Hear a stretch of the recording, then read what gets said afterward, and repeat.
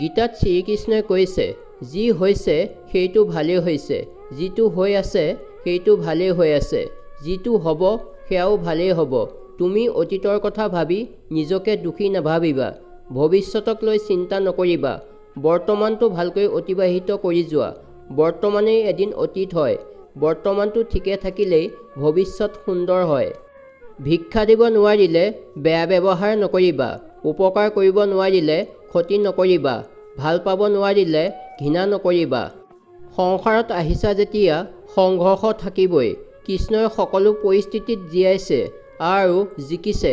কৃষ্ণই কৈছে, পৰিস্থিতিৰ পৰা নপলাবা, পৰিস্থিতিৰ সন্মুখত দৃঢ়তাৰে থিয় হোৱা, কিয়নো কৰ্মই মনুষ্য জীৱনৰ প্ৰথম কৰ্তব্য। আমি কৰ্মৰ দ্বাৰাই উদ্বেগ তথা সমস্যাসমূহ জয় কৰিব পাৰোঁ। সমস্যা দেখি জীৱনত কেতিয়াও হাৰ নামানিবা, কি ঠিক তোমাৰ সেই সমস্যাৰ ভিতৰত এক ডাঙৰ আৰম্ভণি সোমাই আছে, আৰু যদি তোমাৰ কষ্ট অধিক হৈ আছে তেনেহ'লে বুজিবা তুমি এক বৃহৎ সফলতা লাভ কৰিবলৈ গৈ আছা। অতীতে শিকায়, বৰ্তমানে কন্দুৱাই, ভৱিষ্যতে সপোন দেখুৱায়।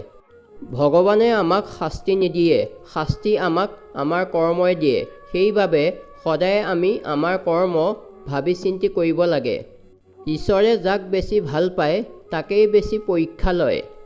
অসত্য যিমানেই শক্তিশালী নহওক কিয় তাৰ অন্তিম কাৰ্য সদায় সত্যই সমাধা কৰে। ধন্যবাদ।